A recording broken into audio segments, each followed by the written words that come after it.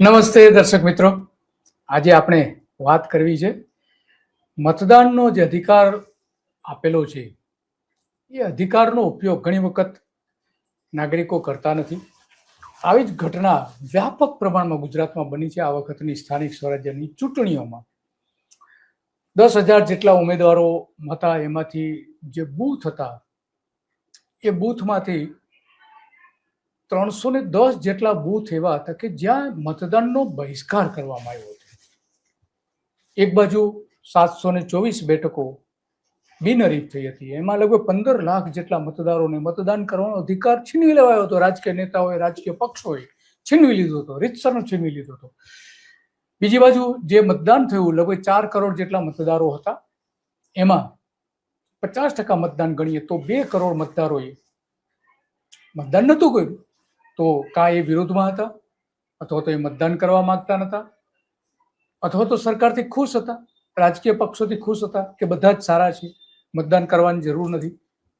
તો આ આખી ઘટનાઓની વચ્ચે આપણે વાત કરવી છે કે એક બાજુ 72 લાખ જેટલા મતદારો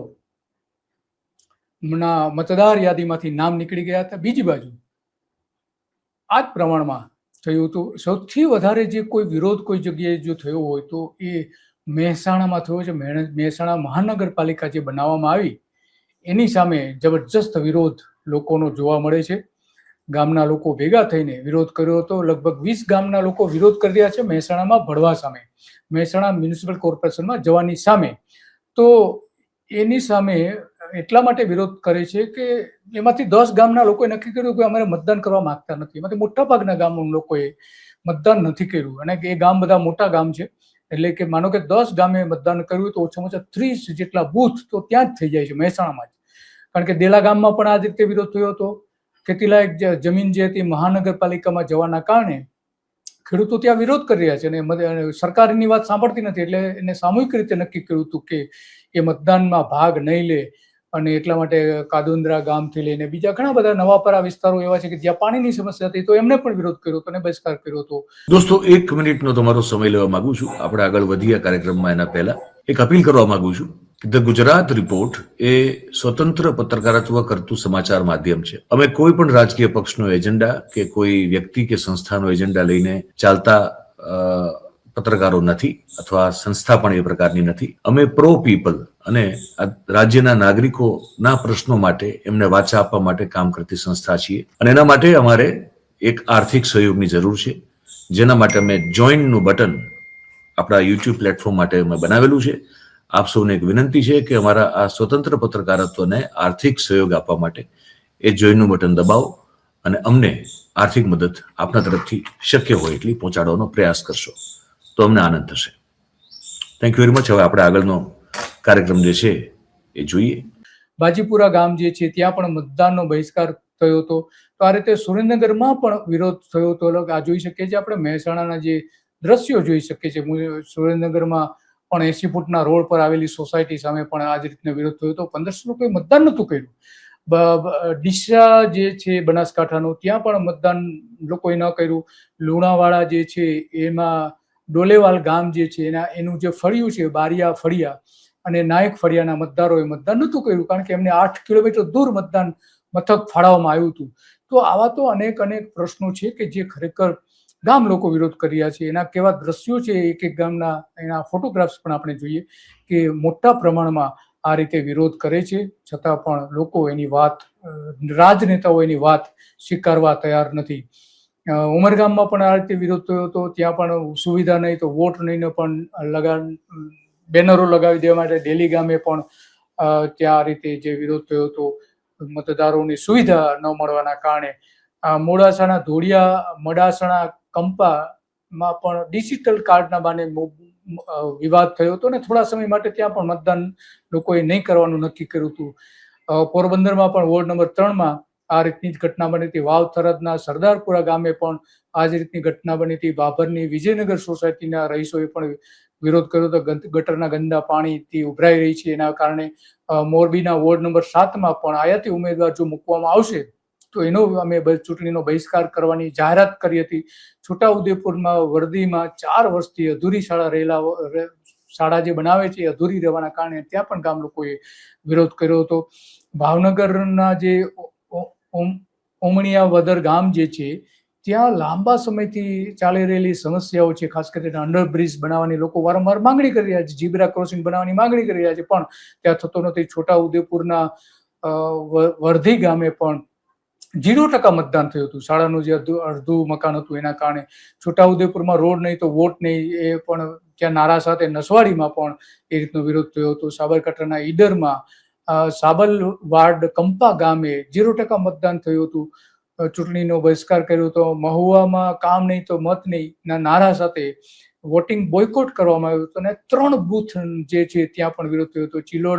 ચિલોડ ગામ જે છે ખેડા જિલ્લાનું, ફાગવેલ તાલુકાનું, તો ચિખલોડ ગામ, તો ત્યાં પણ લોકોએ વિરોધ કર્યો હતો. મહુવા જે છે તાલુકાના ઉમણિયા વદર ગામ જે છે ત્યાં 3 મતદાન મથકો ઉપર એક જ ગામમાં કટ નહીં તો મત નહીં એ નારા સાથે ત્યાં વિરોધ કર્યો. કારણ કે નેશનલ હાઈવે નંબર 8 ઉપર ત્યાં જે ચોકડી પડે છે એ ચોકડીનો કટ ન આપવાના કારણે 20 ગામના લોકો હેરાન થઈ રહ્યા છે અને 4 કિલોમીટર ફરીને જવું પડે છે.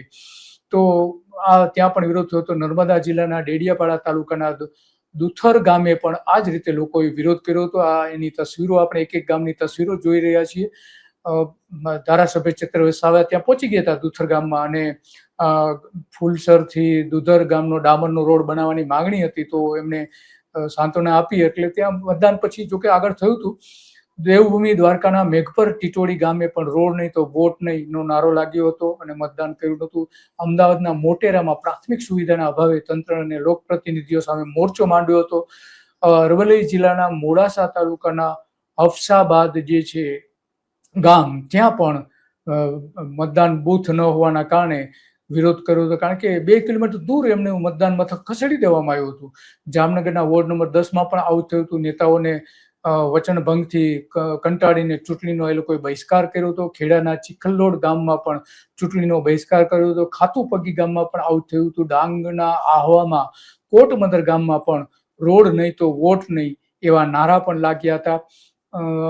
વર્ષોથી પડતર માંગણી હતી એમની રોડ અંગેની. નવલખીમાં પણ આપણે જે જોઈએ માળિયા જે છે ત્યાંનું ન્યૂ નવલખી મતદાર મથક માટે એમને અને ગ્રામ પંચાયત અલગ ગ્રામ પંચાયતની માંગણી હોવાથી અને પાણીના પ્રશ્નો હોવાથી પણ એમને બહિષ્કાર કર્યો હતો મતદાનનો. ભરૂચ જિલ્લાના વાલિયા તાલુકાના જામણિયા મીરાપુર ગ્રુપ ગ્રામ પંચાયતમાં પણ 20 વર્ષથી વિકાસ થયો નથી અને 2 કિલોમીટર રસ્તો પણ બનાવવામાં આવતો નથી. 25 વર્ષથી બસ આવતી હતી એ પણ બંધ કરી દેવી. પીવાના પાણીનો બોર નથી. નલ સે જલ યોજના નિષ્ફળ ગઈ છે. જ્યોતિર્ગ્રામ યોજનામાં પૂરતું પાણી મળતું નથી અને ગ્રામ પંચાયત માટેના અનેક પ્રશ્નો જે હતા એના સામે વિરોધ કર્યો હતો. સાબરકાંઠાના ઈડરના સવ્વાડ કંપા ગામમાં પણ પ્રાથમિક સુવિધાના અભાવે સંપૂર્ણ બહિષ્કાર કરવામાં આવ્યો હતો. બોટાદના વહિયા ગામે પણ નેતાઓ માટે ગામમાં દરવાજા બંધ કરી દેવામાં આવ્યા હતા. હિરણ નદી પુલ બનાવવાની માંગણી એ લોકો વારંવાર કરી રહ્યા છે પણ એ સ્વીકારવામાં આવતી નથી અને એટલા માટે આ બધો જ વિરોધ ગામના લોકો કરે છે. વિરોધના અનેક કારણો હોવા છતાં પણ ત્યાં સુવિધાઓ નથી મળતી. આ લોકોએ ગામનું અવાડામાંથી પાણી પીવું પડે છે. ગરબડા તાલુકાના ગુંગરડી ગામમાં સિંગામડા હોડા ફળિયા દ્વારા 78 વર્ષ બાદ પણ રસ્તો ન મળતા પણ ત્યાં વિરોધ કર્યો હતો. ડાંગ જિલ્લાના સુબિરિયા ગામમાં પણ આ રીતે વિરોધ કરવામાં આવ્યો હતો અને બીજા આવા અનેક ગામ છે કે જ્યાં આ રીતનો વિરોધ થયો હતો. આ પણ આપણે જોઈ શકીએ છીએ કે અહીંયા ગામ લોકોએ મોટા પ્રમાણમાં વિરોધ કર્યો હતો અને છતાં પણ તેને સુવિધા મળતી નથી. ડાંગ જિલ્લાના સુબીરના નિશાણા ગામે પણ આ રીતે વિરોધ થયો હતો. નલ સે જલ યોજનાથી લઈને વિધાનસભાની ચૂંટણીનો બહિષ્કાર, હવે જે ચૂંટણી આવી રહી છે એનો પણ બહિષ્કારનો જાહેર કર્યું. એક પરફેક્ટ ઘરનું સપનું એને સાકાર કરશે કોણ? Shrinathji group of companies. 10 વર્ષ પહેલા Dakshesh Shah started his journey એક સિમ્પલ ડ્રીમથી. બધાનું ડ્રીમ હોમ બનાવવાનું સપનું, એ પણ અફોર્ડેબલ પ્રાઇસમાં. 2015 થી હજારો ફેમિલીઝનું સપનું પૂરું કર્યું છે, તો તમે કેમ પાછળ રહી જાઓ? આજે જ મુલાકાત લો શ્રીનાથજી સામ્રાજ્ય અને સ્વસ્તિક પાર્કની અને તમારા સપનાને એડ્રેસ આપો. રાજકોટમાં પણ આ જ રીતે વિરોધ કરવામાં આવ્યો હતો. તો આવા તો અનેક ગામડાઓ એવા છે કે જેના દ્રશ્યો આપણે વારંવાર બતાવીએ તો પણ ઓછા છે. એ આપણે વારંવાર જાણીએ છીએ અને એટલા માટે ગોતાકંપા ગામ આપણે જોઈ શકીએ છીએ કે ત્યાં પણ વોટનો બહિષ્કાર કરવામાં આવ્યો હતો અને ગામ લોકોએ વિરોધ કર્યો હતો. ગોતાકંપા ગામ જે સાબરકાંઠા જિલ્લાનું જે આવેલું છે, એમાં ગામની નજીક બની રહેલા વિસ્ફોટકના ગોડાઉન જે આવેલા છે, ગોડાઉનની સામે વિરોધ કરવામાં આવ્યો હતો કે આખું ગામ ખતરામાં આવી ગયું છે. મંજૂરી રદ કરવા પણ માંગણી ત્યાં કરવામાં આવી. ત્યાં જોઈ શકે છે એના દ્રશ્યો ગોતાકંપા ગામના. આ ખરેખર બહુ ગંભીર ઘટના આખી છે, છતાં પણ સરકાર એના માટે કોઈ ધ્યાન આપતી નથી. એટલા માટે વારંવાર લોકો માંગણી ભલે કરે પણ એની વાત સાંભળવામાં આવતી. રાધનપુરના નજુપુરા ગામમાં પણ ચૂંટણીનો બહિષ્કાર કર્યો. ખાંભા, અમરેલીનું જે ખાંભા છે ત્યાં ગીદરડી ગામ છે, ત્યાં પણ 9 વર્ષથી પીવાનું પાણી નથી એટલે વિરોધ કર્યો હતો. મહીસાગર જિલ્લાના ખાનપુર તાલુકાના ખેડવલી ગામે પણ નેતાઓનો વિરોધ કર્યો હતો. ભ્રષ્ટાચારી નેતાઓનો વિરોધ કર્યો હતો. ગામમાં પ્રવેશ ઉપર ચૂંટણીનો બહિષ્કાર લગાવી દેવામાં. નલ સે જલ યોજના જે છે એ પણ ત્યાં પૂરતા પ્રમાણમાં નથી એવી પણ માંગણી કરી. ત્યાં ખાલી મતદાનો પણ આપણે જોઈ શકીએ. ચૂંટણીના બહિષ્કારના વારંવાર દ્રશ્યો આ રીતના આપણી સમક્ષ આવે છે, છતાં પણ નેતાઓ સુધરતા નથી અને એટલા માટે ગામ લોકોએ વારંવાર એમનો વિરોધ પણ કરવો પડે છે. વિરોધ તો ન હોવો જોઈએ, છતાં પણ વિરોધ કરવો પડે છે એનો, કારણ કે ન છૂટકે આ બધું જ કરવું પડે છે. એમને ગામ લોકો ઈચ્છતા નથી, છતાં પણ ગામના પાણીની સમસ્યા હોય તો પણ આ જાણીએ છીએ ખાનપુર જે છે, મહીસાગર જિલ્લાના ખાનપુર તાલુકાના બેડવલી ગામે પણ નેતાઓ જે ભ્રષ્ટાચારથી લઈને જે આપણે વાત કરી એ થઈ હતી. ગોધરાના ભૂરાવાવ વિસ્તારના વોર્ડ નંબર 3ની સોસાયટીના રહીશોએ પણ આ જ રીતે વિરોધ કર્યો હતો અને અને અને વારંવાર માંગણી કરી હતી કે ભાઈ એમને સુવિધાઓ આપવામાં આવતી નથી.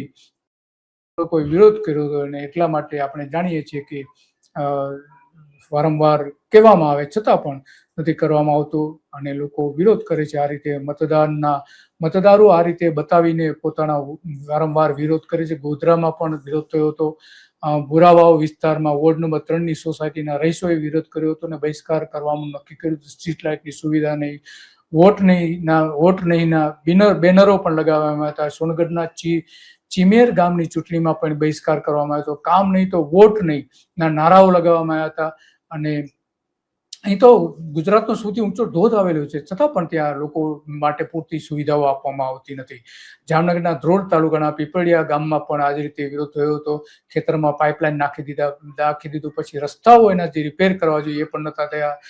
ખંભાળિયા નગરપાલિકાના ભાંગલવાડી વિસ્તારમાં પણ આ રીતનો વિરોધ હતો. ઉકાઈના હાઈ લેવલ કેનાલમાં પણ વળતર ન મળતા પણ આ રીતનો વિરોધ કરવામાં આવતો હતો. તો આવા તો અનેક પ્રકારના વિરોધ થાય છે અને લોકો વારંવાર માંગણી કરે છે પણ એનો ઉકેલ આ વલસાડના આપણે આ દ્રશ્યો જોઈ રહ્યા છે. વલસાડ જે આપણા વાપી નગરપાલિકામાં પણ રોડ નહીં તો વોટના બેનર લગાવી દેવામાં આવ્યા હતા. લખતર કચ્છ જે છે ત્યાં પણ 25 વર્ષથી પાયાની સુવિધા ન હોવાના કારણે એવું જ કર્યું હતું. પાલનપુરના લક્ષ્મીપુરામાં પણ એ રીતે થયું. નર્મદાના સાગબારા તાલુકામાં ગુંદવાણ, નાની મોગરી અને મોટી મોગરીના લોકોએ ચૂંટણી બહિષ્કાર કર્યો હતો. 6 બૂથ ત્યાં આવેલા છે. કાનપુર બેઠકમાં 250 મકાનોમાં ફ્લાવર સિટીના પણ આ રીતે વિરોધ કરવામાં આવ્યો હતો. છતાં પણ એ આપણે જાણીએ છીએ કે લોકોના વિરોધ છતાં પણ આ નેતાઓ સુધરતા નથી અને એટલા માટે વારંવાર એમને માંગણી કરવામાં આવે છે. સંતરામપુરમાં ગોઠીબ ગામ જે છે ત્યાં પણ વિરોધ થયો હતો. વોટ નહીં તો મત નહીં તો નેતાઓ નહીં, એ પ્રકારના બોર્ડ પણ લગાવવામાં આવ્યા હતા. સુરતના અડાજણ, પૂણા, મુખાત્રાણા ગામમાં પણ વિરોધ થયો હતો. મુખાત્રાણા વિસ્તારમાં પણ વિરોધ થયો હતો. કામ નહીં તો વોટ નહીં બેનરો લગાવવામાં આવ્યા હતા. અમીરગઢમાં પણ આ રીતે 2 અલગ અલગ વિસ્તારોમાં મતને વિભાજિત કરવાના કારણે પણ વિરોધ થયો હતો.